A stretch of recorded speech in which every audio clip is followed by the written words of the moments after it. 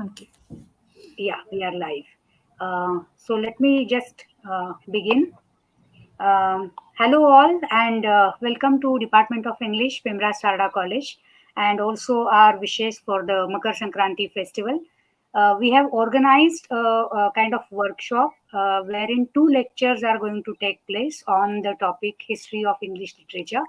Today we will have the first lecture, and the speaker is Ms. Gauravi Jadhav. She is faculty in the Department of English in Savitribai Phule Pune University.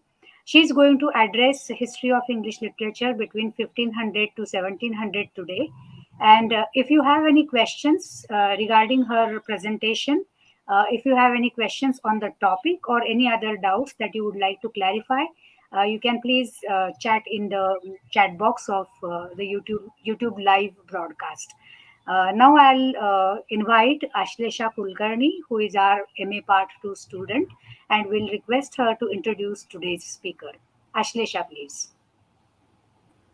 Good afternoon, everyone. Professor Gauravi Jadhav is our honorable guest today. Before starting, let's take a look at her achievements. She completed her graduation and post-graduation from Ferguson College, Pune. After that, she cleared the well-recognized UGC NET examination. Currently, she is working as an assistant professor at Savitribai Phule Pune University's English department. Thank you. Thanks, Thank you, Ashlesha. Ashlesha. Now, may I request Gauravi to please start her presentation? Yes. I hope I'm clearly audible and visible to all of you. Yes, yes. Hello, good afternoon, all of you. I hope you all are doing well, and happy Makar Sankranti to all of you. So, in today's lecture, or you can say a session, we will be talking about history of English literature from 1500 to 1700. Before we actually start discussing about or talking about this particular period in history of English literature, I would like to address few questions which are already there in your mind, which you have already wondered about.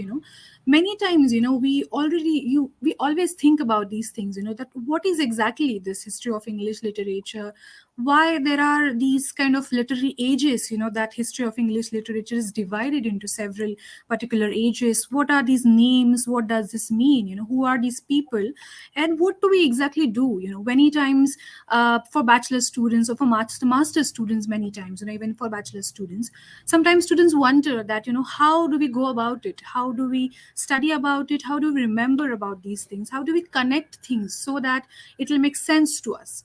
So for to understand these things, to make a sense out of all these things, there are certain things which are really important, which are also important in our day-to-day life situation when we study the contemporary times, the contemporary art forms, contemporary literature. So what is this exactly? So that's what exactly we look before we actually start discussing this particular period. So this particular period, 1500 to 1700, which comprises of three different literary ages. The first one is Renaissance, which is also known as the Elizabethan age, which is also known as the age of Shakespeare. The next one, which comes the Puritan age, which is also known as the age of Milton. And the third one, which is the Restoration age. So what are these periods? How do we make sense about these, and how do we go about it? So many times, we whenever we study English literature, we forget certain things. There are certain things which are really important to understand these literary ages. For example, the literary history, that we are going to study today. For example, the historical point of view of that particular age, the socio-cultural aspects of that particular age, who was ruling in that particular period, and how exactly the society or the culture is basically getting reflected in literature. Many times students also wonder that when we study literature, what do we do exactly? When we study literature, we study the plot, maybe we study dramas, we study poetry, we study multiple other literary genres.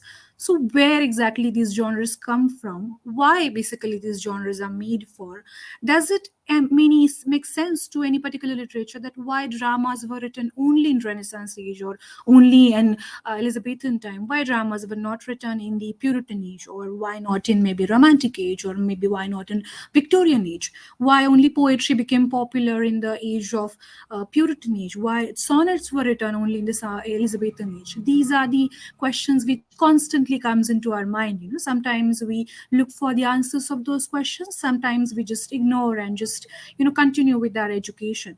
But to understand these things, it's very important to look for the answers of these questions and make sense out of all these questions. Many times when we study literature, we sort of overview, we sort of ignore all this point of view and just jump into the literary work that we have chosen and then start reading about it. So that's not really the way we go it. We That's the reason we have chosen this particular literature or lecture series, so that you will understand what is exactly this history of literature and how exactly we make a meaning out of it. So the first one, which comes into this is a Renaissance age. There are certain pictures that I have included into this PowerPoint presentation so that you will get the visualistic view of these particular ages. So when we talk about Renaissance, you must have heard this word several times into your literature classes, maybe in your bachelor's or maybe in your master's age. So when we talk about Renaissance, what is exactly a Renaissance? Renaissance means a rebirth. Rebirth of what? Rebirth of Greek and Roman culture.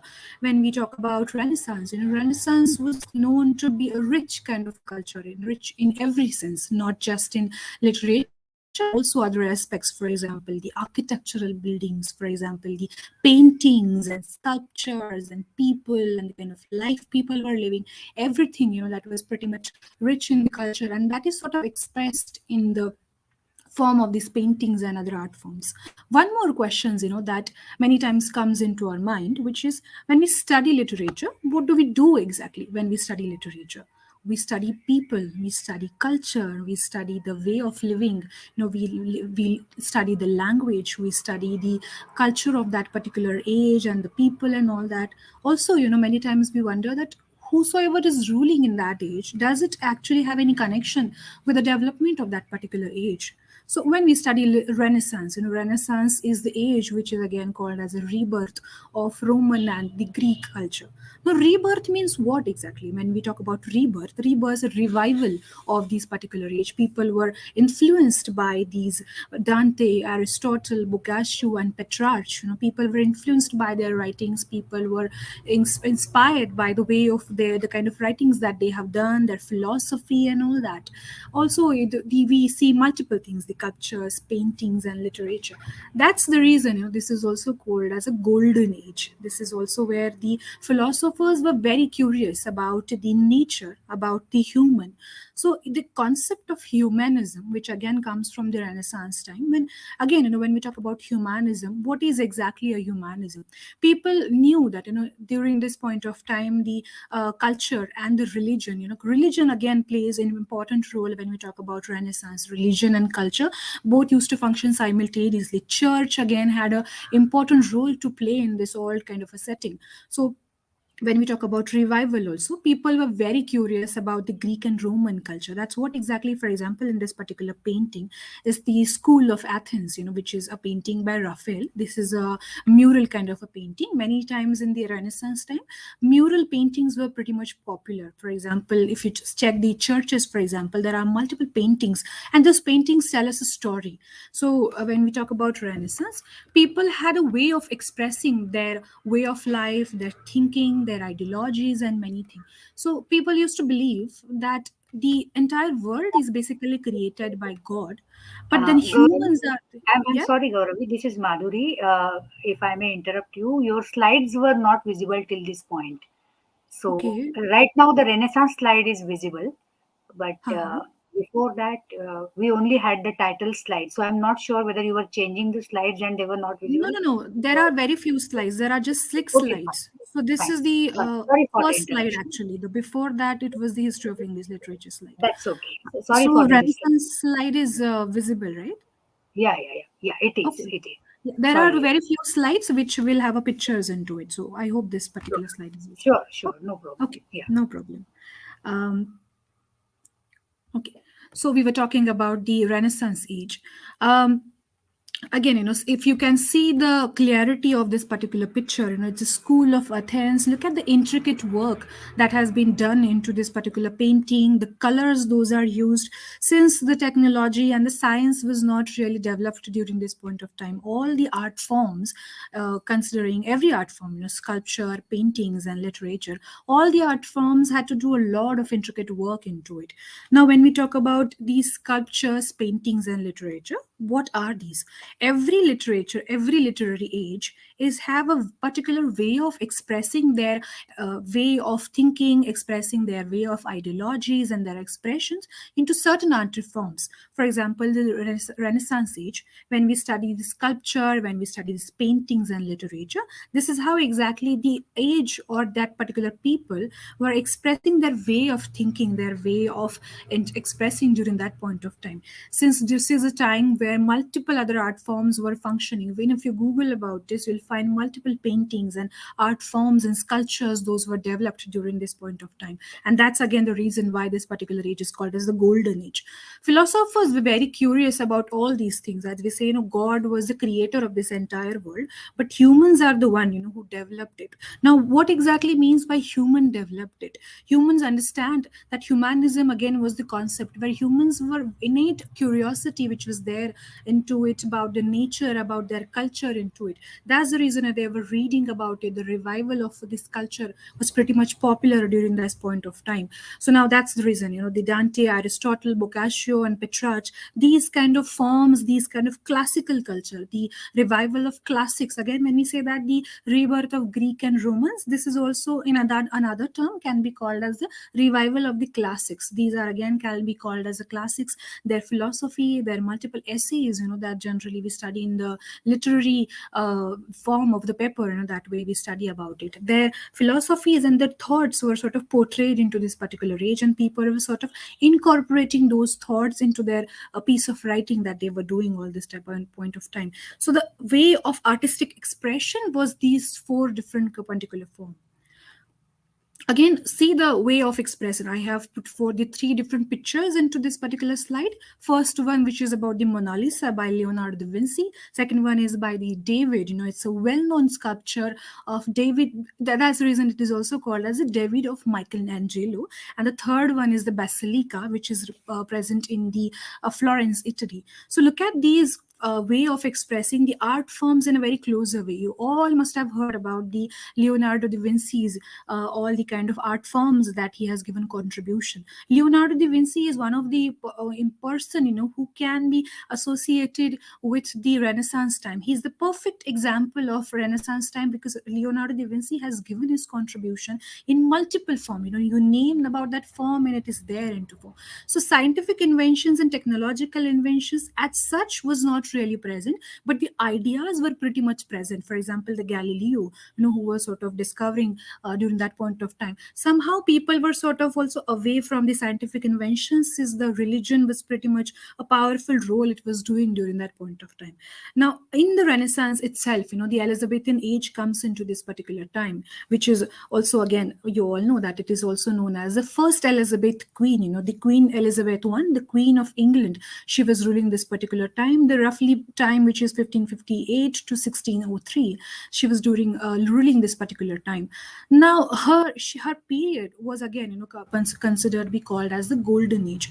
Now, emergence of the leading commercial power.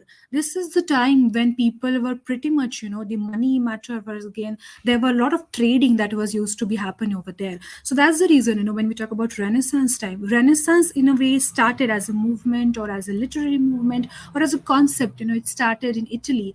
Gradually, it started flourishing into different European parts. So people used to trade a lot during that point of time. That was the basic mode of earning money during that point of time or earning wealth during that point of time. Queen Elizabeth herself was a fond of multiple art forms. So the court setting, which was very popular during that point of time. Later point of time, things started changing with the changing ruler, with the changing person who was there. So when we study English literature, the one who was ruling that particular age plays a most important role. According to his way of ruling the entire city or entire country, basically, that's how exactly the king or the queen was ruling. So according to his way of was pretty much interested into different art forms, different art musical forms, or different other forms. So in the court setting, as you must have maybe read into Birbal Arbor kind of a stories, where court setting was sort of present over there. People all from all around the world used to come there and present their art forms, be it a music, be it a literature, be it a drama for that matter. People used to come there and sort of talk about their work. They used to present their works. That's the reason, people, and again, people also used to write these literary works, and they used to dedicate it to her. So that's the reason when we talk about sonnet writers, or maybe dramatists, or even the different plays those were written during that point of time, so those were again dedicated to Queen Elizabeth during that point of time. London was again a very important hub of culture and commerce, because of a lot of trading, because of a lot of cultural development those used to happen during that point of time. People, or poets, basically artists, they used to travel from one place to another place. People used to migrate from one place to another place, let's say from Italy to London, or from multiple other part of it. So courts played a very important role during this particular time. That's the reason again it is called as the glorious age in the history of English literature. Now people also say that sun never set in the English empire, so that's the reason people used to say that. Queen Elizabeth I again plays one of the important role during that point of time. Somehow nationalistic pride, or the way of expansion of commercial growth, which was again very popular during this point of time. People were sort of trading all together all the time and all way. So when we talk about literature, we'll say what kinds of literature was sort of there. First comes the sonnet writings, Watt and Surrey. Those were the most important names which sort of can be associated with the sonnet as a form. First of all, that what is exactly a sonnet form, and what is exactly where exactly sonnet comes from. Sonnet is again a 14 line kind of a structure, which is a perfectly crafted structured way of poetry, which again it's a form of poetry which is perfectly crafted into 14 lines. It is written in iambic pentameter. It has a particular rhyme scheme. It is written in a long kind of a collection. So Philip Sidney, or even the Philip Sidney and Shakespeare, all these people are known for writing sonnets. Sonnets basically originated into Italy. It's sort of a first time it was presented into Italian court. Watt and Surrey were supposed to be brought that sonnet kind of a culture into the England, and they sort of popularized it in the England, and that's how exactly people wrote it. But sonnets are sustained for a very short point of time in the first half of the Renaissance age, or in the first half of the Elizabethan time. Philip Sidney or Edmund Spenser and William Shakespeare, these are the three most important names when we sort of associate it with the sonnet writers, or when we talk about with the sonnet kind of a collection always. Now, what is exactly a sonnet? Sonnet is basically associated or written about a lady love, which is associated, maybe it can be associated with the personal love, or maybe it is not associated with the personally. So it is basically written on the personal interest, and it is associated with the lady love kind of. It is basically a love sonnet. So basically when we talk about what is exactly a sonnet means love poetry or love songs, which are sort of associated into different forms. Now, during this particular time, when we talk about the literature was pretty much limited to the court setting, we can say the upper class society of during that point of time, or to make it class wise, rather than calling it upper class, it was associated with the royal people, because it was associated, or it was only presented in the court setting. The peasants, or let's say laborers, were not really part of this particular literature. But then, when drama as a form came into the picture, that's when exactly the peasants and laborers, it was associated or available for them. But in a say, they were not really part of that literature setting. The characters were not really presented or written on them, or the way they function, it is not really based on the peasant as well as the laborers. So when we talk about Elizabethan literature, it is pretty much associated with the upper class notion. Gradually it started sort of coming down to the laborers and workers or peasants. They started reading it, they started becoming a part of it. The characters were basically started being written on them. It's a very later point of time, let's say in the Victorian time, that we will discuss in tomorrow's lecture. So pretty much, so that's the reason people used to travel from one place to another place to please the queen or the king of that particular region. So Philip Sidney is somebody who has been he has dedicated his sonnet writings or his other forms that he has written to Queen Elizabeth, and that's the reason it was to whomsoever queen used to whomsoever pleases the queen most, she used to reward him with some kind of a pension or some kind of a amount in return of a prize, or you can say that way. So something which is literature pretty much revolve around the queen or the king who was ruling that particular time. Then comes the drama. Drama is one of the most renowned and well-known popular form of the literary expression during this particular time. So, for example, Shakespeare. You all have sort of heard Shakespeare's name, his all the names that he has sort of written, the drama and all everything which is associated with Shakespeare. So there are multiple other theories also which are associated with Shakespeare. Now, I hope this screen is visible to all of you. Is it visible, the particular screen? Since I don't know the Yeah, time no of. problem, sir. Yes, Please, Okay, sir. yes, it right. is. So this particular screen, you can see the definitely the Gauravi, picture. just a minute, Gauravi. The Renaissance slide is visible. Have you moved on with the Yeah, yeah. slides? So the other slides were not visible. Only the Renaissance slide is there on the screen. Okay, just a minute. Is the Globe Theatre screen visible to you? Yes, it is. It is now. Yes. Okay. So in this particular screen, there are these three pictures. One is obviously William Shakespeare. The second one is the second two pictures are basically of Globe Theatre. Now, theater again became a way of expressing thoughts or expressing the way of life. Theaters are again very much based on the concept of entertainment. Theaters were something which was globally popular during this particular time. People used to, especially Shakespeare. There are multiple other playwrights who were used to write plays into this particular time. For example, John Lilly, or you can say the Ben Jonson, or even the Christopher Marlowe, or even the there are multiple other ways those were written. Now theaters or dramas, for example, those are also divided into multiple forms. For example, some of them were tragedies, some of them were comedies, some of them were tragicomedies. Now these are the three different forms which are sort of formed according to these writers. Shakespeare was known for writing all these kind of forms, you name it, and that he has written. Romantic kind of a theaters or plays were also sort of popular during this particular time.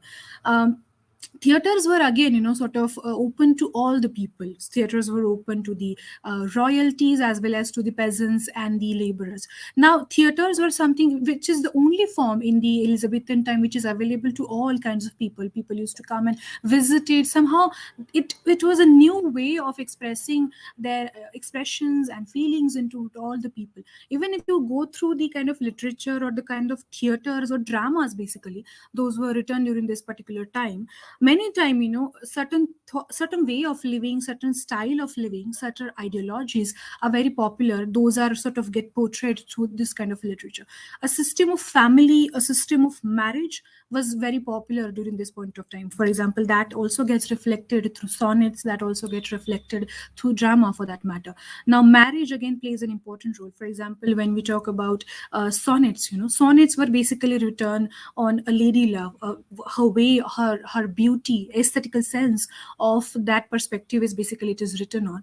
But somehow still it is still based on one kind of a marriage, where our people are not allowed to have multiple marriage, or people are not supposed to have people are not supposed to have these kind of a relationship. Again, marriage was something which is married only from the same status. So royal families used to marry somebody from a very much royal status. So a status, which is again status as a status symbol, which is very much important when we talk about sonnets, when we talk about drama for that matter. And that is what exactly gets portrayed into these kind of dramas. When we talk about the historical plays were also sort of based on the Henry I, Henry V, and Henry VI. These kind of plays were sort of based on these kind of writers. So basically historical plays, or even romantic plays, or even the tragic plays, a comedy plays, a tragic comedy plays, these kind of plays were sort of written.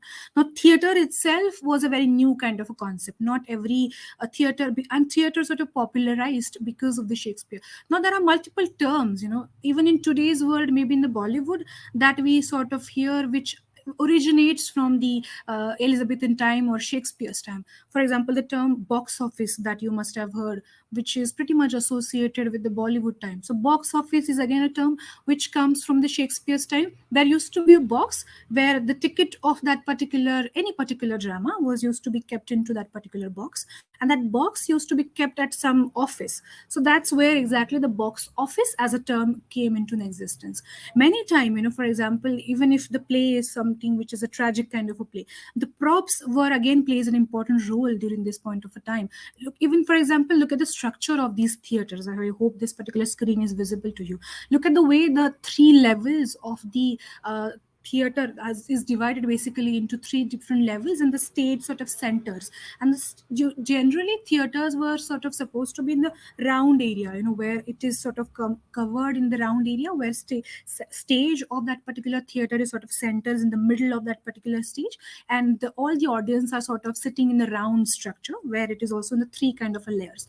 For example, if any one of you have visited Ferguson College, the amphitheater of Ferguson College is the one example that I can give you, which is sort of near to all of us, which is sort of near in the age of, in area of distance, that if you have visited, it is sort of follows that particular way of functioning of that particular theater.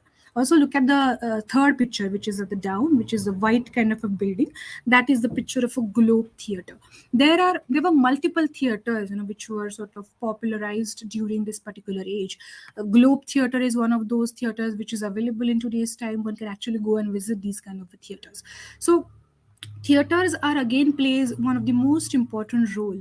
Again, when we talk about Renaissance age, so when we say that sonnets were written during this particular age, or dramas were written during this particular age, why only these kind of literary genres were popular during that particular time? Why not something else? Why not anything else were written during this particular time?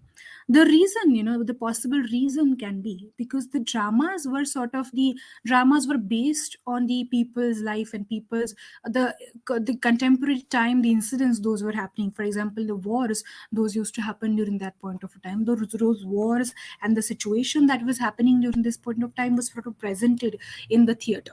For example, Thomas Kyd was known he was known for the Spanish tragedy, the play that he has written so far.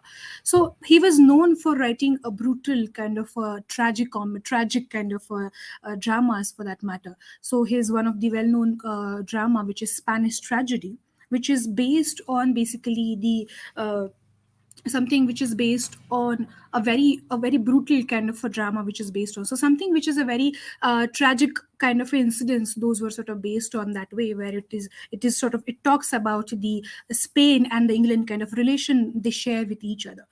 Now theaters was a way of expression of the people, the kind of life that people are living during that point of time.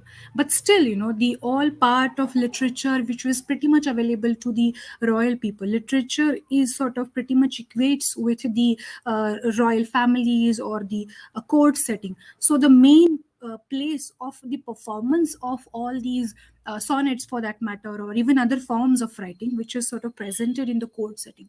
So again, when we talk about sonnets, sonnets traveled from Italy to England, and that's how exactly they became popular during that point of time. Sonnets are the perfect way of expressing the Elizabethan ways of living, Elizabethan time of living. For example, the system of marriage, which was pretty much popular during that point of time. People used to get married. So people used to get married to from one particular social status. Again, when you talk about the division of the Elizabethan time also further divided between the Jacobean time and Carolean time. These particular ages are also known for writing dramas. So dramas are again sometimes comedy of manners, were also a kind of a way of writing which was popularized during this Elizabethan time. So when we talk about the entire Elizabethan time or entire Renaissance time was known for writing the literature, writing these kind of dramas for that matter. It was known for writing the dramas as well as the poetry. Now, poetry as well as only sonnets as well as the drama. So these two are the only literary genres which was popular during the Renaissance time. So Renaissance time had this way of expression into multiple other forms, into architecture, into paintings, into mural paintings, into literature, and all other forms. So this is what exactly Renaissance age. Now, when we talk about Puritan age, which is again the next age, which the period which roughly covers between the 1600 to 1660, um, what is exactly a Puritan age? What exactly Puritan age means? Many time, the title of any particular literary age is either named after the ruler of that particular age, maybe a queen or king of that particular age. For example, Elizabeth, she was the queen of that particular region during that particular time. That's the reason Elizabethan age is named as Elizabethan age. But something which is apart from all that, what is exactly it is based on, what is most important in that particular age. So when we talk about Puritan age, what exactly Puritan means?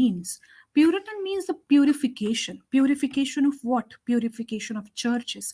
During this point of time, the time has completely changed. It was not as glorious as it was in the Elizabethan time. People were not more into the expressing their way of life, or expressing. There were sort of limitations to the expressing their life, expressing their emotions and expressions and all about their life. So there were restrictions to it.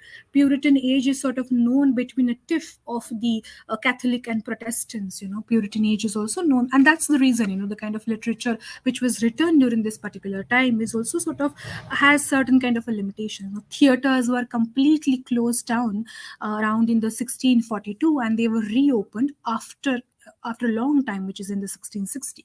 So theaters were closed down into 1642. Why exactly theaters were closed down? Puritans were basically Protestants who were the strong believers, of the Catholic and Protestant, both of them. So basically, Puritans were basically believers of the literature was considered to be the performances of literature is basically considered to be the sinful. So that's the reason theaters were closed down, and no more theatrical performances were sort of developed into this particular age. That's the reason, somehow the shift from the drama as a literary form, or the shift from the sonnet writing as a literary form, was completely changed. Now, why dramas and sonnets could not survive after Elizabethan time? The reason is because sonnets are basically love love poetry, or love kind of shorts poetry. It is basically based on the concept of love. So love could not survive through Elizabethan time. It could not really sustain through Elizabeth. In the Puritan age. Puritan age was against the performances of the literature, performances of the theater. That's the reason the limitation was sort of put upon in the development of the literature, not just in the literature, but any form of art, for example.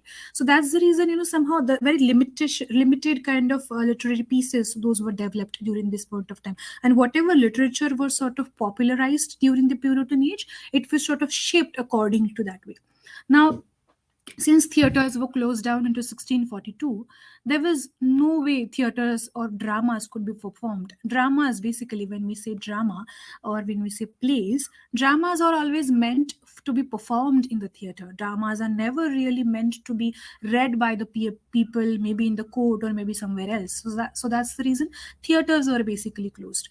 Again, when we talk about the limited way of literature, since these kind of literary pieces, be it Elizabethan time or be it Puritan time, all these literary pieces were only available to those who are part of audience, who are part of that particular performance during that particular time. It is not really available maybe in the written form for that matter, or it was not really available for the circulation. The way we have books, we all have each copy of each book for our own self. It was not really that way, because the printing presses was not really developed during that point of time. Printing press was still a luxurious or something which is a very costly kind of a concept which was available during that point of time. Papers were also a very handmade kind of a paper people used to write.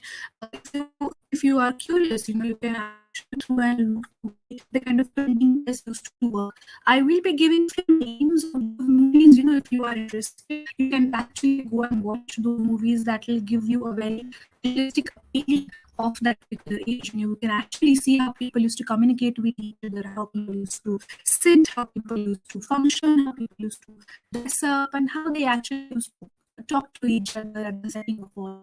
For example, in the Elizabethan time, you can actually, the Golden Age is basically the Golden Age is the movie, which is, I think, two part, one part. You can actually go and watch where it is talked about the Queen Elizabeth during that point of time.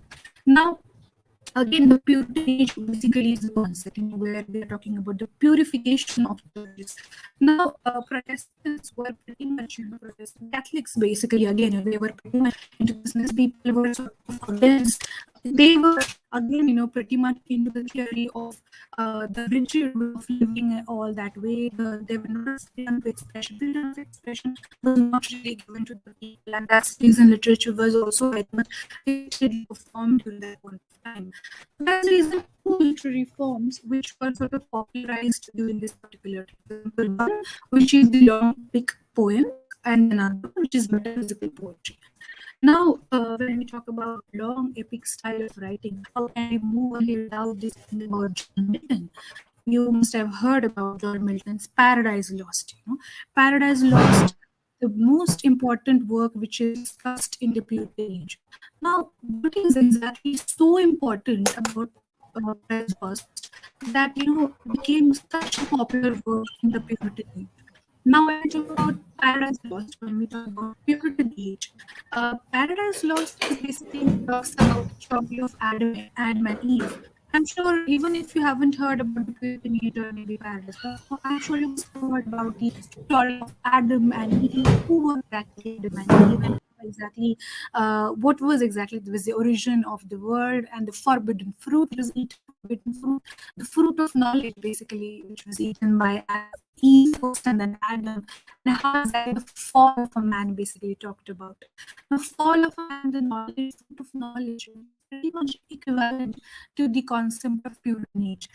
Churches were basically purified. Only those who are ardent believer of Christianity were basically part of the Puritan age. So again, when we Oliver Cromwell again plays an important role into this particular time.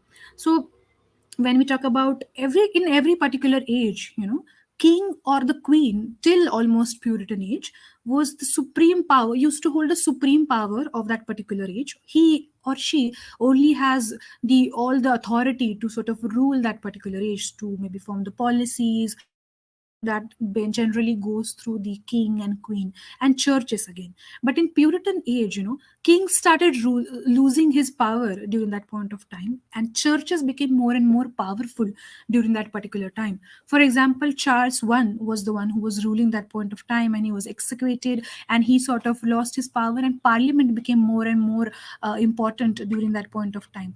Now parliament was newly formed, and Oliver Cromwell was the most important person. He was the elected member of the parliament. So gradually political parties were also sort of started setting. So political parties, parliament, and church, all these three different aspects, they sort of started happening in one line, and they sort of became most important part of the Puritan age. Again, what kind of parties? The Whig and Tories, these were the two important parties, political parties, the way we have multiple political parties in today's time. So Whig and Tories used to be the most important political parties in the Puritan age, which sort of look forward to the all the kind of division that was there. So Whig was basically supporting the queen kings, Whig was basically sort of supporting the king, and the Tories were basically sort of supporting the parliament and all.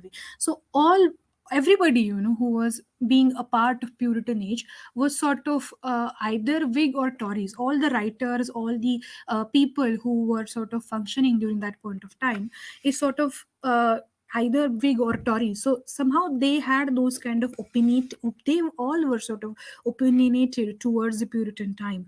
So when we say very little kind of a development or little kind of exposure was given to different art forms, so painting and sculpture and all these kind of art forms was not really flourishing or developing the way it was functioning in the Elizabethan time because of these kind of limitations. So that's the reason literature was also performing that way. Theaters were basically closed down, so no more theatrical performances, and that's the reason nobody actually wrote any kind of a theatrical performances in the Puritan age. Now when we talk about sonnets could not really survive in the Puritan age because the main aspect of sonnet, which was love, which was not really present in the Puritan age. Religion became most important factor in the Puritan age. So churches again played a most important role. Earlier, Pope, who is the basic important person when we talk about churches, Pope never actually came in contact with the common person, where, but in the Puritan age, Pope actually started coming in contact with the common people, contacting us, and they started discussing the Bible. Bible is again one of the most important holy book of Christianity, which was never really discussed openly in the with the people or maybe with the society somewhere in the Elizabethan time. People were all busy, expressing all these kind of art forms. The people were flourishing, even you can imagine the in the maybe on the bridge or somewhere in the corner, people are painting somewhere this kind of a glorious kind of image which was there in the Elizabethan time, which was absolutely not there in the Puritan time. People actually openly started discussing Bible as a literary work. Somehow the discussions on these kind of holistic Christianity books were pretty much present somewhere, all that. So somehow again when we talk about the metaphysical poetry, or when we talk about long epic poems, in the Paradise Lost, a work by John Milton, which is pretty much focused on these kind of a development of a writing, which is pretty much focused on these kind of a writing, which focus on the realistic kind of a writing. So for example, this particular picture is basically this Satan is escaping, or Satan is basically thrown out of the heaven and he's landing on the earth, somehow that is a hell basically. So that is how this picture is somehow, this picture is again a very popular kind of image when we can consider Gauravi, it. sorry to interrupt you. The picture is not visible to us. But the Puritan age page is visible to you. No, it's only Shakespeare and his Globe Theatre. The same slide continues. Oh, and now is it visible? We'll have to wait for a few seconds for it to appear. Okay, I've changed it quite long time back. Yeah, Is it now no, not maybe? yet. Is it Okay, visible now now? the Puritan age, yes, the Puritan Oh, age slide is. okay, then I have to. Can you please turn the slideshow mode on so that it covers the entire screen? Is that Actually, possible or not? I tried to do that. I tried to upload the slideshow, but I could not really do it. Some Okay, technical problem, I that's think. fine. Yeah, I just request you to show all the slides one by one slowly at the end of your lecture, so Okay, that okay, if the yeah, sure. students have missed them out, they'll have a view of the entire visual background of the ages. Yeah. Okay, okay. Okay. Thank you. Continue. Yeah.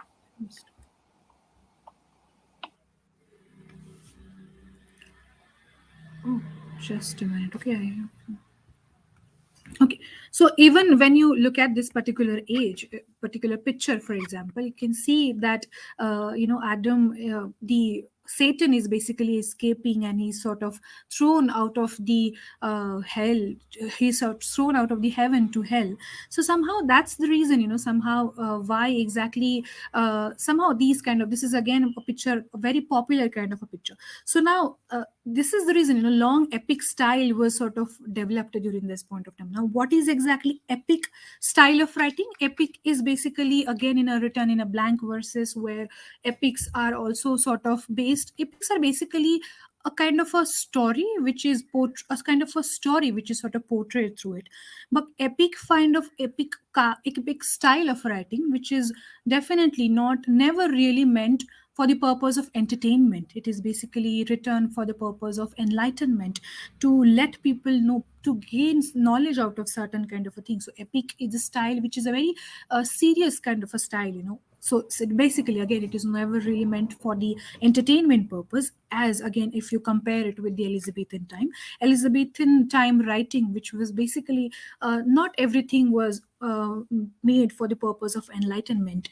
The art forms, all kind of art forms, those were popular during that point of time, was always, they were always made for the performed performances were basically performed for the sake of entertainment or some way. But long epic poetry never really meant for the performance, never really meant for the entertainment sake. It was always meant for the it always meant for the knowledge, or it is always meant for some kind of invocation. Now again, even if you see the structure of the epic poetry, which is, there are multiple forms of poetry those exist. Okay, if you are wondering that even the sonnet was the form of poetry, and even the long epics were the form of poetry. Poetry is, again, there are lots of types of poetry. There are very kinds of poetry that exist, the forms of poetry basically, rather than types of poetry. These were the different forms of poetry. So now, how exactly the sonnet was a form of poetry which was based on the concept of love, which was based where there is a glorification of the beauty of the love interest of the sonnet writers, somehow in the epic style of writing, which is based on the classical figures. Now even though the revival of the classical time was there in the Elizabethan time, but Puritan age is sort of referring to the medieval kind of a time where people are sort of, so that's the reason this long epic style was basically written in the English language. Obviously, this Puritan, the Paradise Lost. So this was considered to be the one of the most important and one of the first epic poetry which was written in English. Earlier it was written in Latin language or Greek language. So John Milton has definitely given a perfect justice to this particular English epic style of writing, which was his popularized. Now there are many stories, okay, which was popular when we talk about John Milton. Said to be that John Milton was he act in reality he actually turned blind while actually writing this particular Paradise Lost. So this particular piece of art is basically sort of narrated to his daughter, and his daughter basically wrote that kind of a narration in the form of poetry. So imagine, how difficult it must have been for him to narrate that to epic form of writing, and it's a long kind of epic form of writing, and that is sort of narrated. So that's the reason his another work on his blindness, which was also a very popular work, which was again written by him. So there are multiple other works which were pretty much serious in the nature. They were based on some kind of a mythological figures or classical figure, which is based on, which is not really meant for the entertainment purpose. Now you can in a way say that long epic poetry was more like a dramatic writing kind of a thing, but it is not. There are no dialogues into it. There are no character, there are no different characters into it. So that's how exactly. But still, it's a long epic kind of a poetry. Epic are meant to be serious in the tone, serious in the style of writing, the kind of the way, the kind of language which is used in this particular form of writing. Now also, one thing which is pretty much interesting to observe, that how language started changing with the changing age. The kind of language which is there in the Elizabethan time, the word thee and thou, I'm sure you must be getting confused what exactly thee means and thou means, and how do we remember these kind of things. This is kind of known as the archaic words, known as the a classical kind of a language. That kind of a language is not really present in the Puritan age. The language also changed with the changing kind of a time. So in the Elizabethan time, the language was pretty much ornamentative, the kind of a glorification of the ornamentation that was sort of done in the form of language, which is pretty much there in the Italian Renaissance as well. When we talk about in the Puritan age, the words were pretty much heavy. They were pretty much many times they were borrowed from the classical writing that was done that was done in the other forms of writing, for example. Now, when we talk about metaphysical poetry, now what is exactly metaphysical poetry? Metaphysical poetry is basically known for its conceits. What is exactly a conceits? Again, conceits in a simplifying language, it is called as far-fetched metaphors. I'm sure what exactly metaphor, you all understand what exactly metaphor means. The two contrasting things are put together.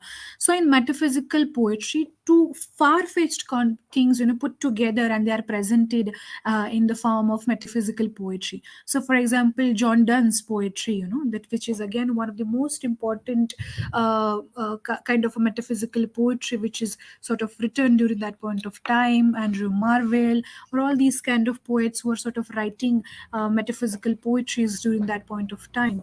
So uh, metaphysical poetries were again pretty much based on the concept of religion. The all the characters and everything was pretty much presented in the religioustic manners. Also, when we compare with the Elizabethan age and the Puritan age, Elizabethan age, love was expressed in a free manner. Love was, all shades of love was expressed in a free manner. For example, love can be a platonic kind of a love which is distant from the physical kind of a love, but also a physical kind of a love. Everything which is associated with love was expressed freely in the Elizabethan time, or even the Renaissance time, since Renaissance time or Elizabethan time had that kind of a luxury of expressing these kind of concepts in a free manner. But in the Puritan age, this is not really the way. Love was not really expressed freely in the manner, but still there are certain kind of a poetry which does express it, but not in a larger number. So that's the reason metaphysical poetries are also based on intellectual way or intellectual side of the love. So for example, John Donne's poetry, which sort of is portrays that kind of a style of writing. The another style of writing, which is also known as the kind of for example, these kind of a style was also kind of known as a carpe diem kind of a poetry. Carpe diem, I'm sure you must have heard this particular term, carpe diem, seize the day. So seize the day kind of a poetry where the lovers, they are considering that there is no tomorrow, so love each other like there is no tomorrow. These kind of poetries were also written. For example, the To His Coy Mistress by Andrew Marvell, this is one of the poetry which is based on this particular concept, that like there is no tomorrow, carpe diem kind of a poetry.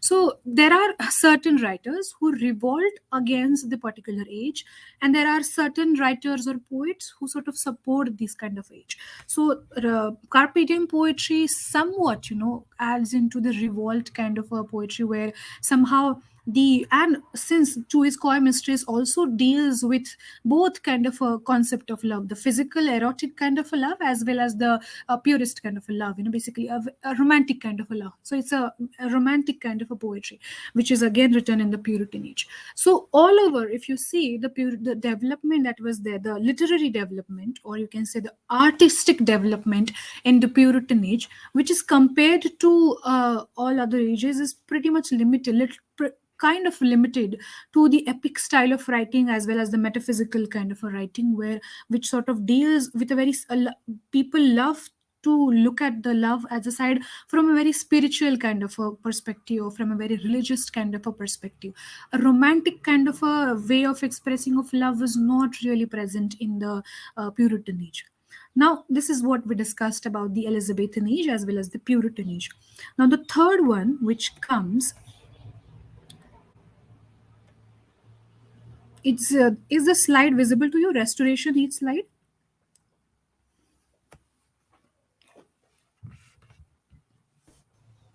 Yes, madam. It's very much visible. Okay, thank you. So the third slide, the last slide, which is restoration, is a third age basically, which comprises this particular period, restoration age. Now, restoration age is again, we are shifting from the Elizabethan time to the Puritan time and to the restoration age. So restoration age is basically, it talks about the Charles II, the re-restoration of Charles II on the throne. Now, why exactly this particular age is called restoration restoration age. This age is restoration age means restoration is basically a word which is associated with the king. Basically restoration, as in restoration, is basically associated with the king, when king is restored on the throne. So here Charles II was restored on the throne. Why he was restored on the re-restored on the throne? Because he was living in the exile, and all this time when he was living in the exile, Charles II is the son of Charles I, who was there in the Puritan age. Now his father was executed by the Parliament, Oliver Cromwell and all that, and now in the restoration, and his son, when he was very young, he was in the Puritan age. Charles II, the Charles I's son, was sent in the exile just to protect him to France. So all this while Charles II was living in France, and when in the restoration time, Charles II was restored on the throne. And after the death of the Oliver Cromwell, just after the 2 years, I think around in the 1658, somewhere around that point of time, Oliver Cromwell died, and then exactly the Charles II was restored on the throne. Now, how exactly the socio-cultural conditions, or how exactly the socio-cultural political conditions of the Restoration Age? When we talk about Restoration Age, the Charles II were restored on the throne, and again, when any person, any king or queen takes over the throne, he again, sort of the age sort of accumulate to that way and sort of change his way of living, and the literature also sort of change according to that way in that particular age. Now, since the Puritan ideologies was not really present in the Restoration Age because of the death of the Oliver Cromwell, who was considered to be the most important person in the Puritan Age, the kind of tiff, which was there in the Protestants and the Protestant as well as the Catholic people, somehow that was sort of not really completely vanished in the Restoration Age, but somehow that was sort of shifted because of the restoration of the Charles II. Now, Charles II was also, he covered the region of 1660. His coronation ceremony was came into the 1660, and he ruled till his death 1685. Now, who was exactly Charles II? Charles II was living in exile in France. When he came back from France, he did not just came alone. He brought that culture, the French culture, French literature, French language, and French style of living. He brought all those things with him, and he brought all those culture with him in London. So somehow literature and people also started changing accordingly during that point of time. So when we talk about the cultural development of the Restoration Age is the age, where since theaters were again reopened, so now theaters were closed in the Puritan Age. Here in the movement, Restoration Age started, the movement Charles II took up the throne in 1660. The theaters were reopened, and theaters were sort of started functioning. But the kind of picture that we have about the theaters in the Elizabethan time is completely different from the kind of picture that we have about the Restoration time, where theaters were completely changed. Because theater in the Elizabethan time, the theaters were completely under the influence of the Shakespeare and all the other dramatists who were writing specifically Shakespeare during that point of time. That kind of influence was not there in the Restoration time. Shakespeare was no more. He died pretty much in the beginning of the Puritan Age. So now, how exactly theaters were flourishing, and how exactly people were flourishing?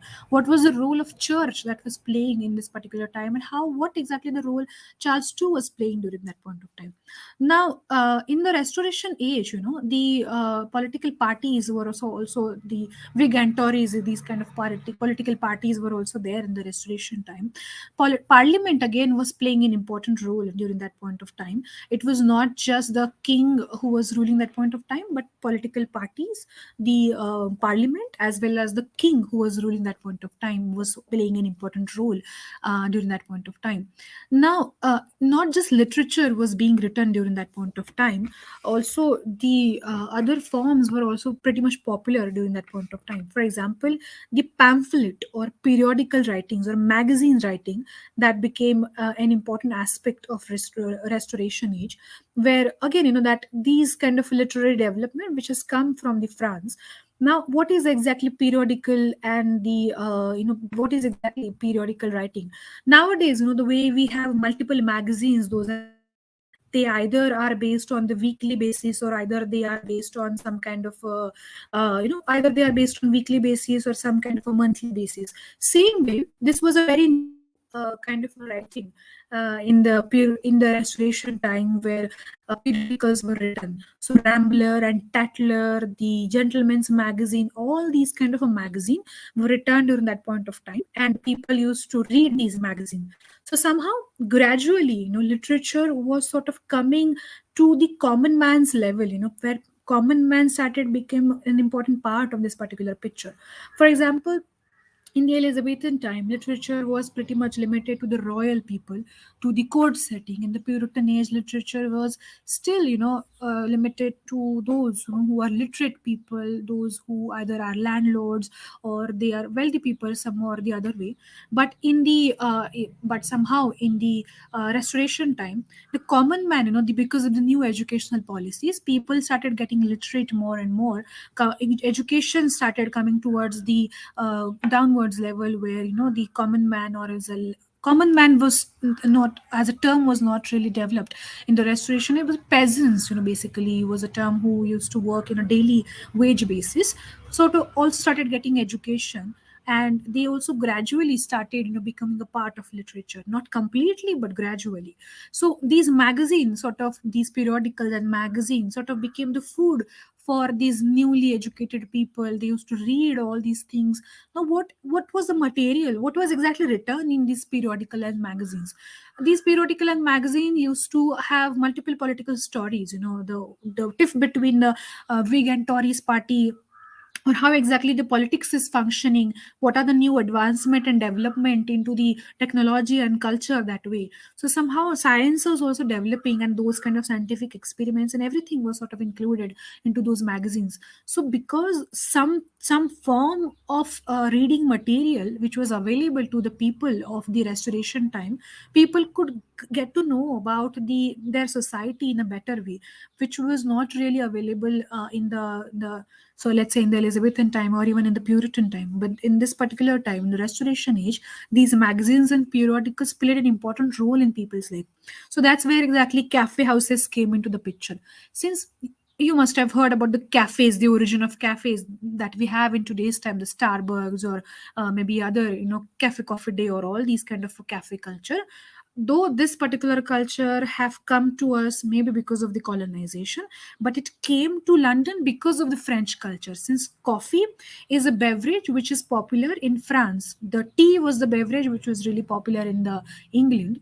So because of the cafe system, cafe system where people come together, sit together, and they drink multiple types of coffee, and they discuss over certain things. So this is how exactly the cafe culture came, because of the Charles II in London. And cafes were set up not in numbers of cafes, but in small kind of numbers, where coffees were sort of served into these kind of cafes. People also say that people did not know how to make coffee, since it was a new beverage. People used to go to these cafe houses. We don't know whether people could make coffees or not, but we surely know that cafe houses became very popular in the Restoration age. Now this term again, that we use maybe in day-to-day life conversation, chai pe charcha.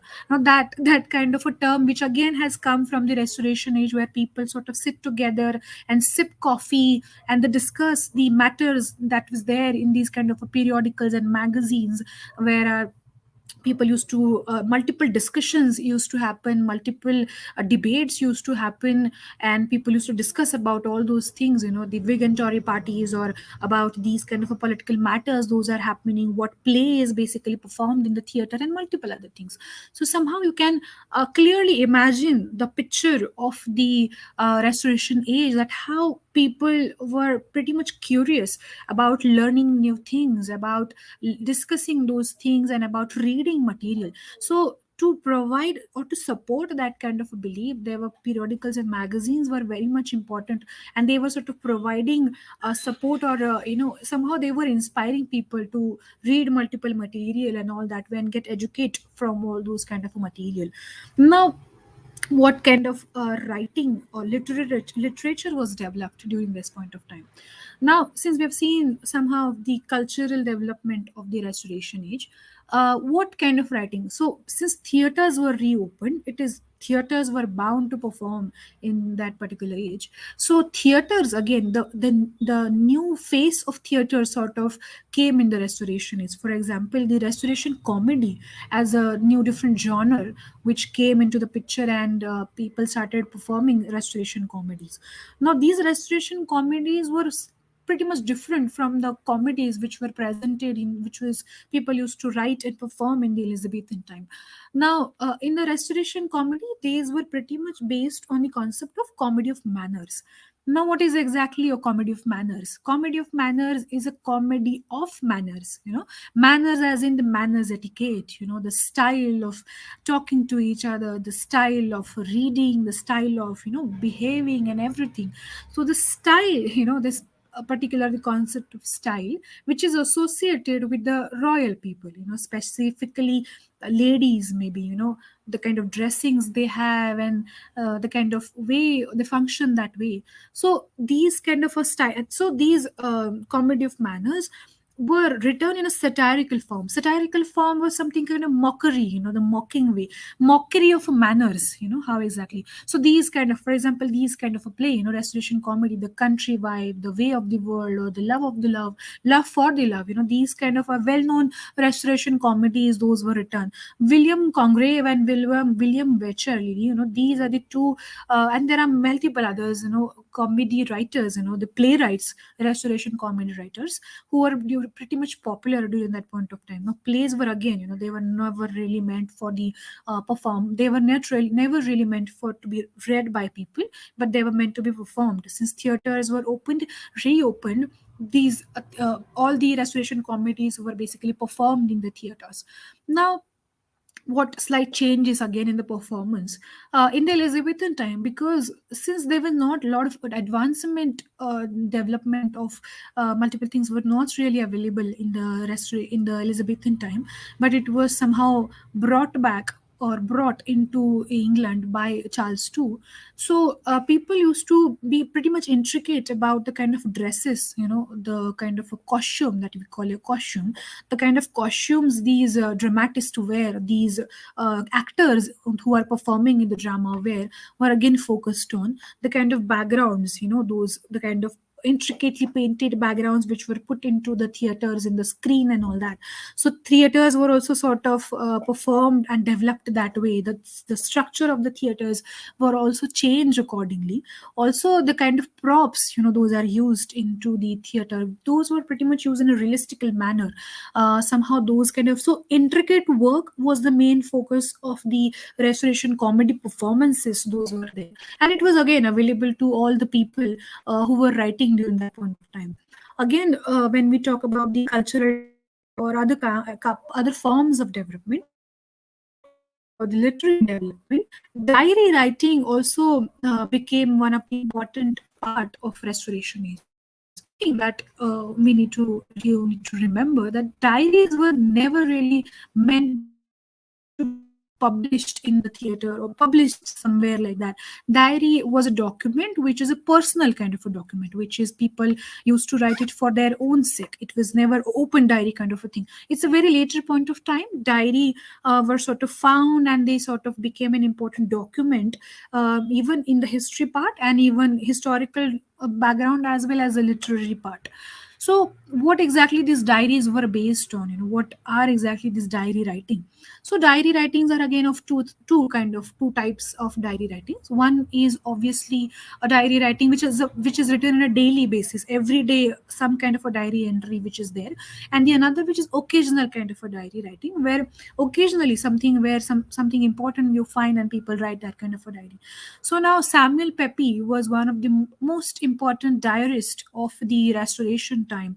Samuel Pepys and Evelyn. Pepys and Evelyn, these were the two names which are associated with the Restoration Age diarist, where diaries were written. Now, these people have mentioned most important events of the Restoration time. For example, the coronation ceremony of the Restoration of the Charles II in the Restoration Age, or also the bubonic plague, which was occupied the entire London, and how exactly it's sort of the kind of devastating life that people had to go through, and the Great London Fire.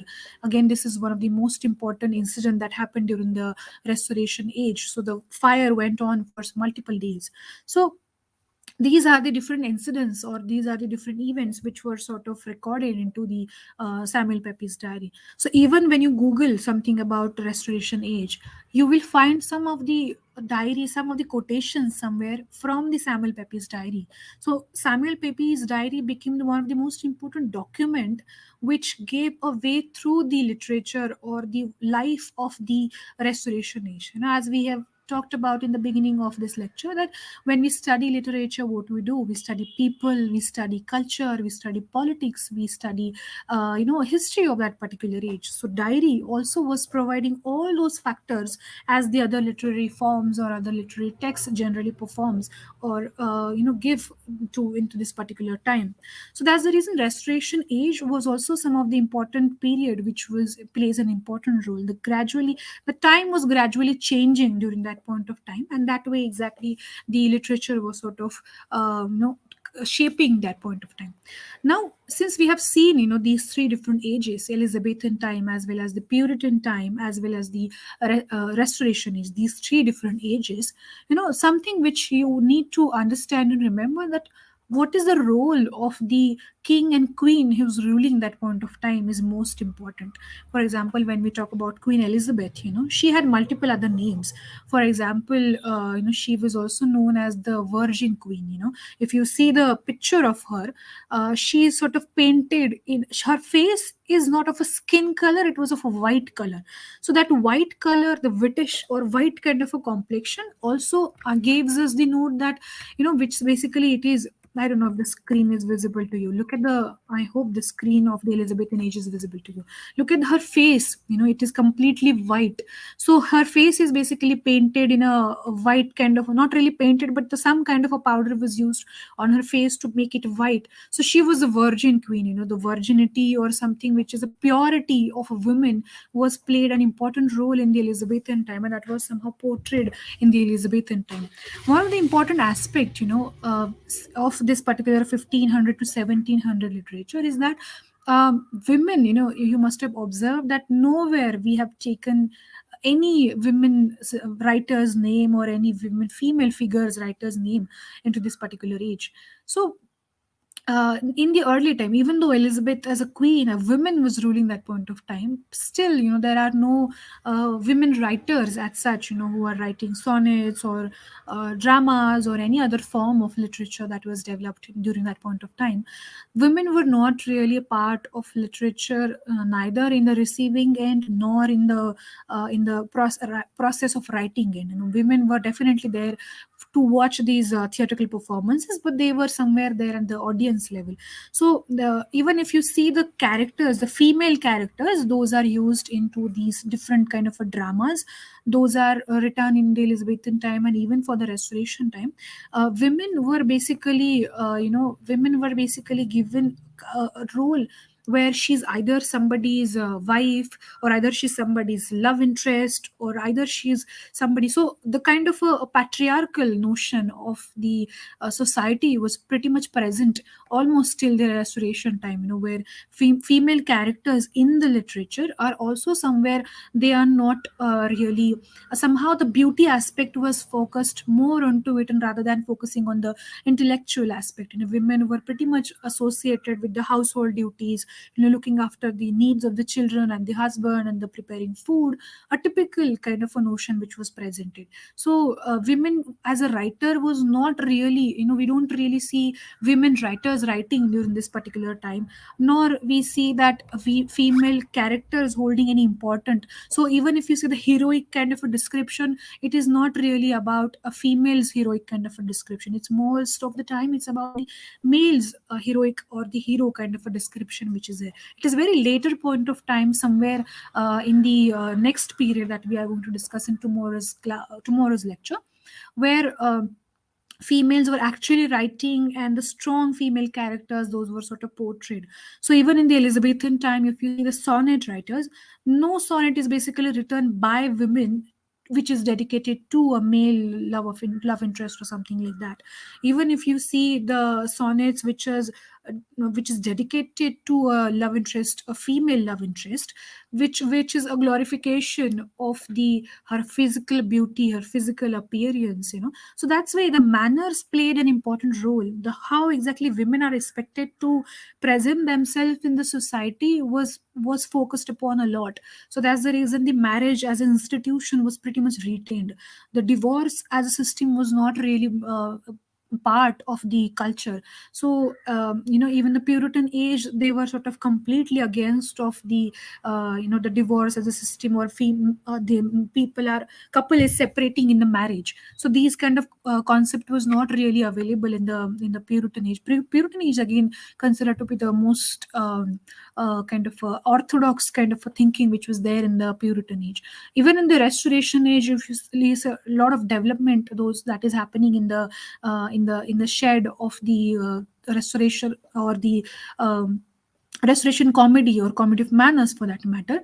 But still, you don't really see female writers writing these kind of dramas or writing these kind of comedies. So many time females comedy of her manners way of writing, for example, the Alexander Pope's, the Rape of the Lock. This is a typically a kind of a writing, which is which is a mockery of, again, the comedy of manners. It's a manners kind of a writing. So which is also Pope also mock the female way of behaving, that females are expected to have no knowledge of religion. They are expected to sort of look after their kids and all that. So that's the reason women as such are not really part of literature. Even the character, the female characters, a strong female character is definitely not really there in this particular kind of a period. Again, if you when you see why a particular kind of writing became a part of a particular kind of age, as in sonnets and the dramas were done only in the Elizabethan age. Why sonnets were not really there in the Restoration time? So there is always a close connection between what kind of genre became popular into one particular age and who was ruling into that age, what are the socio-cultural aspects of that particular age, and what are the historical aspect of that particular age. So basically all these concepts are pretty much connected to each other. So in order to understand one aspect of it, you need to have these kind of background knowledge, and that's the reason it is called as the history of English literature, or sometimes it is also called as the survey of English literature, where you take a survey of what is exactly how were things in the background. When we say that the Shakespeare was writing Romeo and Juliet in the Elizabethan time, what is exactly happening behind the camera, or what we can say behind the curtain, how things were happening during that point of time, that again plays an important role during this point of time. Again, when we talk about the developments of the theater, if you see the theaters before the theaters were closed down, and theater after theaters were reopened, the two different sides of theaters that we get to see into this particular time, and we sort of understand these things and how exactly sort of things were happening during that point of time. So somehow this is how exactly the literature was sort of shaping, literature was sort of taking shape of it and sort of functioning that way. So again, when we say the kind of literature which was presented, for example, when we say that a kind of literature, a kind of genre which was popular in one particular age. So when we say that the theaters, why novels were not really written. So a paper printing, all these kind of dramas, those were mostly performed in the theater, which is, for example, sonnets or poetry. A very few development that we get to see in the sonnets and the poetry, a poetry kind of a development, which is sort of need to be written somewhere and needs to be recited, maybe in the court setting, or maybe in a closed group kind of a setting. So these kind of handovers were not really available for the people. So the printing paper price was pretty much costly during that point of time. Printing presses were not really as developed as it sort of started developing after the Augustan age, or mostly after the Romantic age, somewhere where novels were being written during that point of time.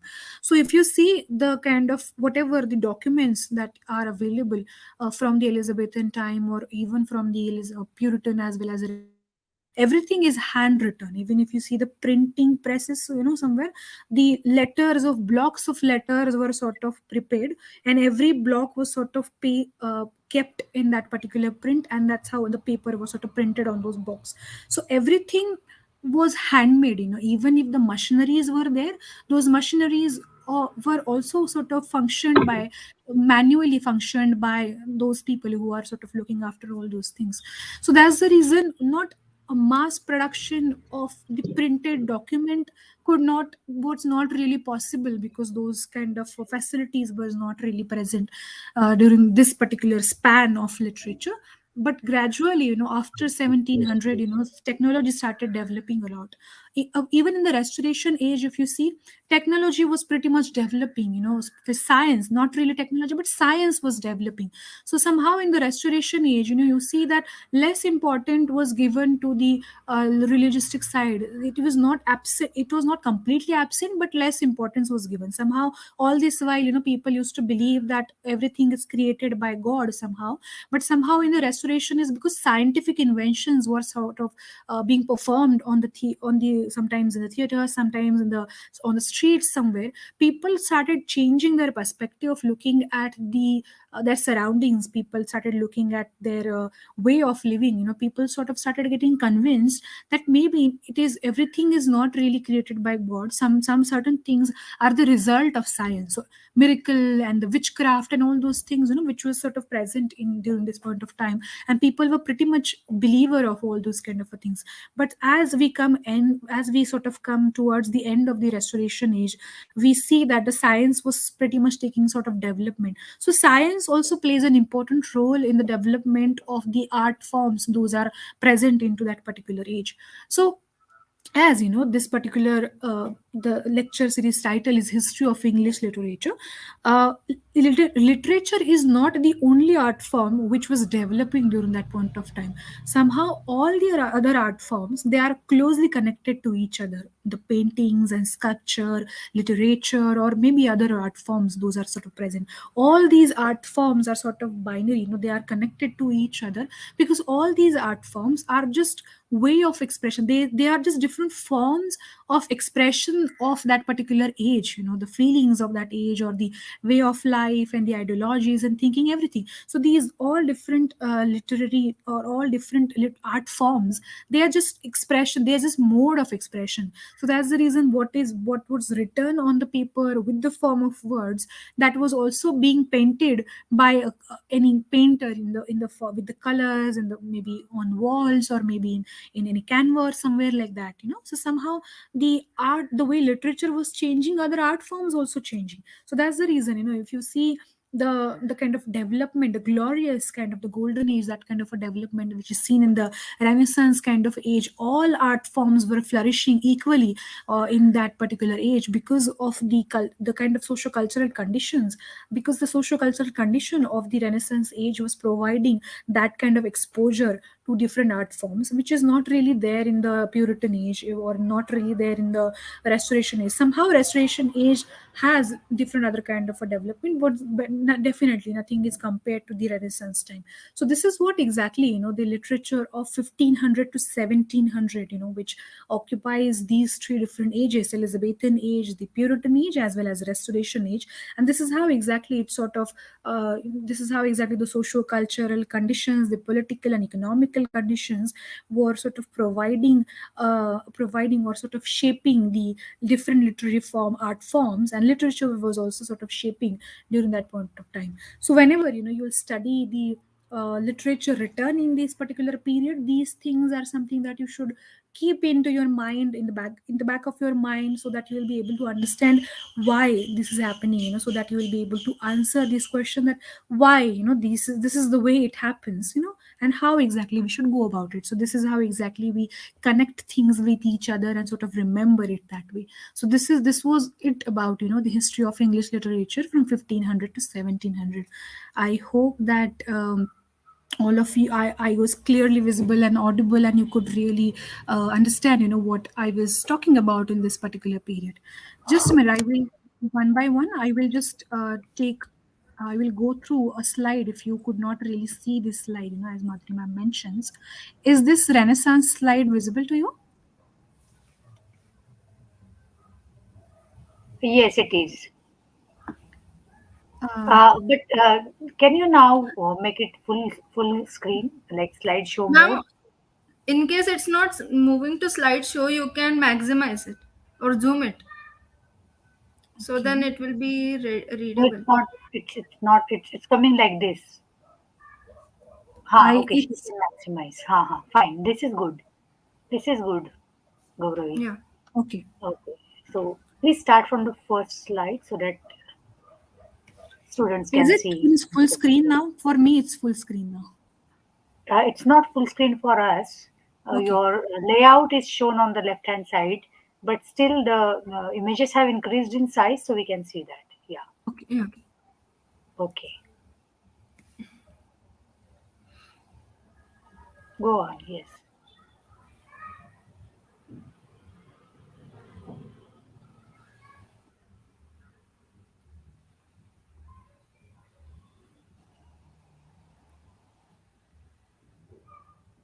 Is the Elizabethan age slide is visible to you? Yes.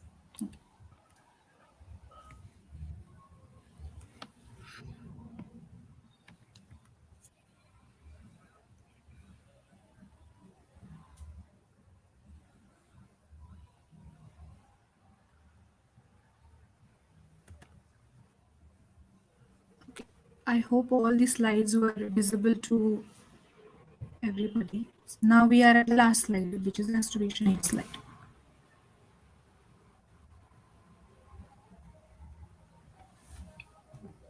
Okay. Is it visible to you? Yes, ma'am. Okay.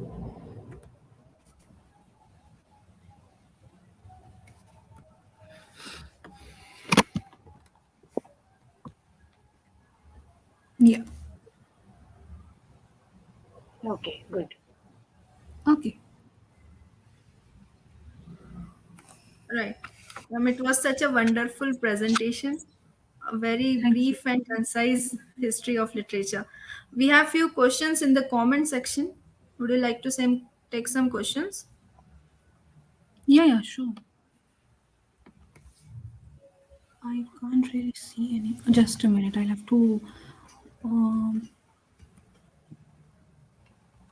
I think Mrinmay can read them out to her. Yeah, I'll Mrinmay. there read are. it out to Okay. you. Yeah. Okay, so first question is from Rakesh Pawar.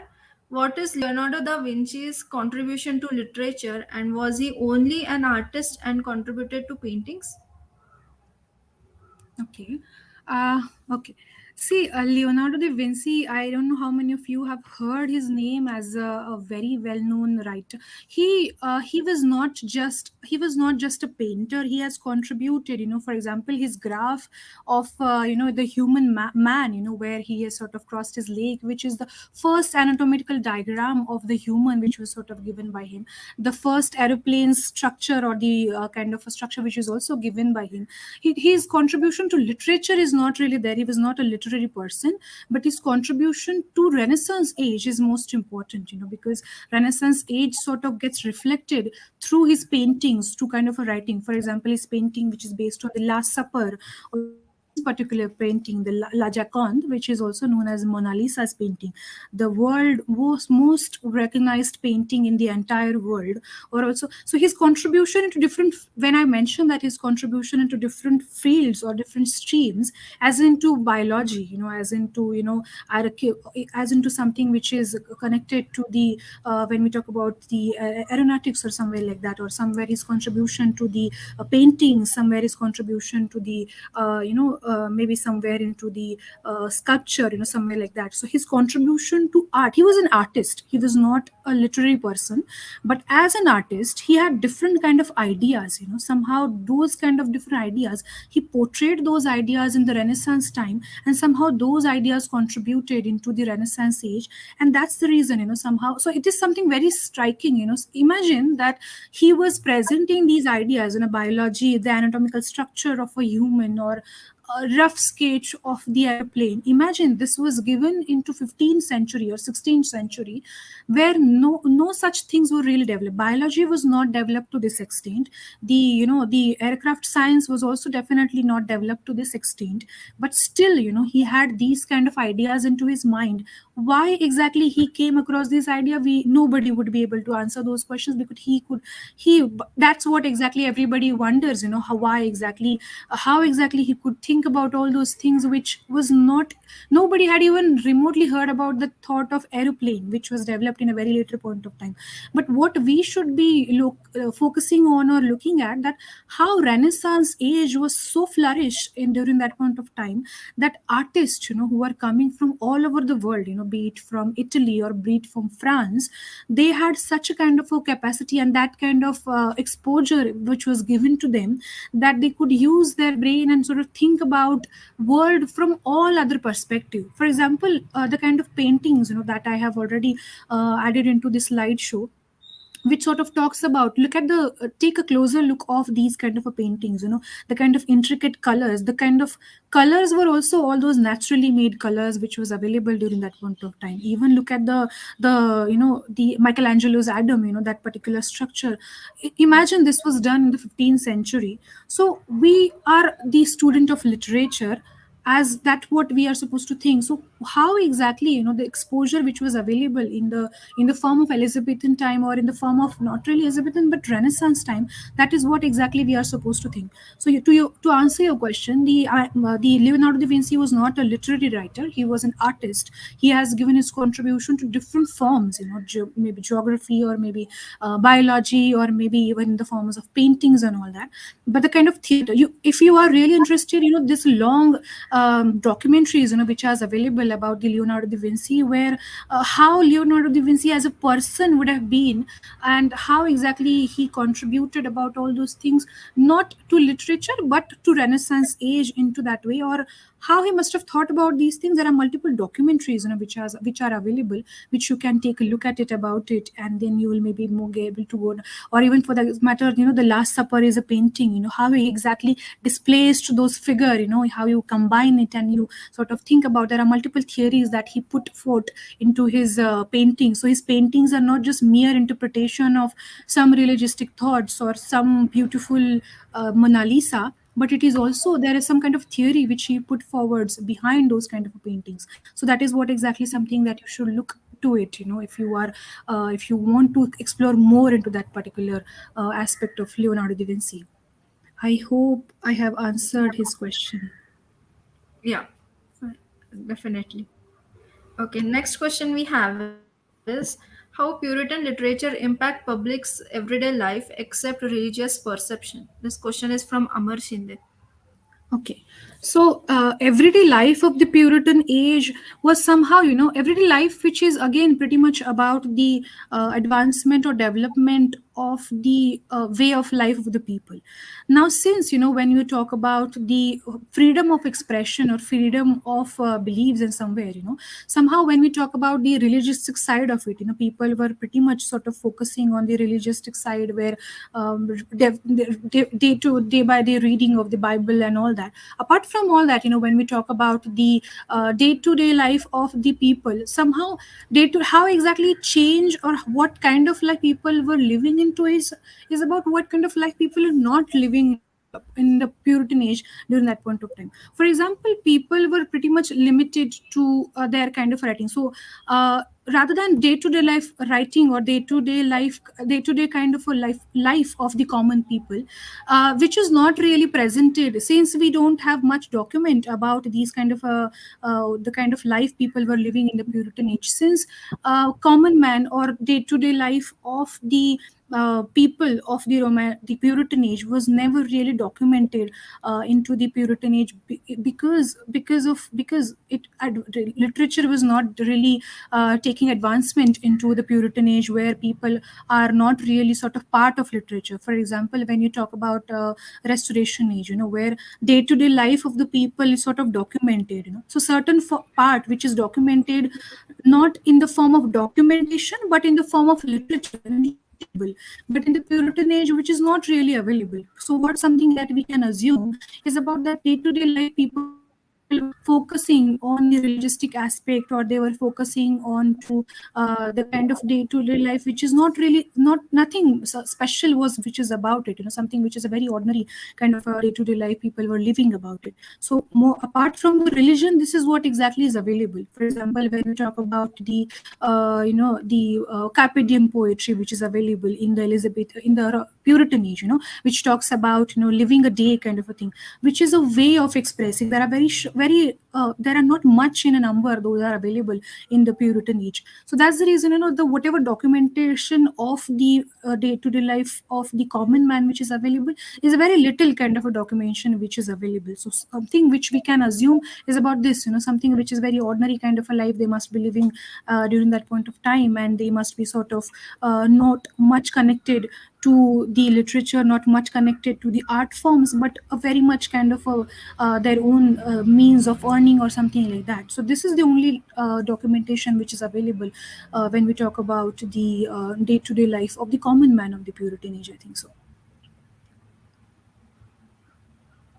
All right. Okay. So we have just 2 questions in the chat. Over to you, Patil sir. Okay. Yes, good afternoon, everyone. I hope I am both audible and visible to you. Yes. Yes, sir, you are. Thank you so Yes, sir. much, Gauravi ma'am. Thank you. Thank you so much, Gauravi ma'am, for your pictures presentation. It was as if a mesmerizing tour to England and its multifarious and kaleidoscopic past. It was well planned and well articulated, so eloquent, so expressive, so effortless, and so effective. You enlightened us on three focal features of uh, three formative ages in the history of England: Elizabethan age, Puritan age, and Restoration age. We are fortunate to have you with us for 2 successive days, and I'm sure by the end of your tomorrow's lecture, our students will have a considerable perspective of the vast canvas of English literature and the history of English literature from cultural, social, as well as literary point of view. So thank you once again. And an announcement for the students, don't forget to join us online at 3:30 p.m. sharp tomorrow. So Thank you, Satyajit Patil sir. I It's think, okay, so please go ahead. Yeah. Thank you, sir, for such flattering words, and thank you all of you actually for giving me this chance. I hope all of you would have some kind of, as Satyajit Patil rightly said, all of you have some kind of the confusion which is really there in the bachelor's as well as the master's students' mind about these kind of ages, or sometimes the fear which is associated with the history of English literature, which will somehow this kind of these lectures will help them to sort of set a kind of perspective and will help them to understand the things that they are going to sort of learn from their academics into their classes. Thank you for this opportunity, and see you tomorrow, I guess. Ma'am, your mic is not You need on. to unmute yourself, ma'am. Madhuri ma'am. Ma'am, your mic is on. Yeah, am I audible now? Yes. Yes, ma'am. Yeah, sorry, I forgot to unmute the mic. I was just saying that I was just appealing to all the students to join us again tomorrow for part 2 of this lecture. And we hope that we'll have more visuals tomorrow, Gauravi ma'am, if that's possible, because they really help the kind of understanding of the ages. If you could put more slides tomorrow, that will be really useful for us. Yes, So definitely. thank you for being with us today, and we'll meet tomorrow at the same time. Yes. Thank you so much, ma'am. Bye. Good day. Bye. Bye, everybody. Bye, everybody. Yes. Bye. Yeah. Bye.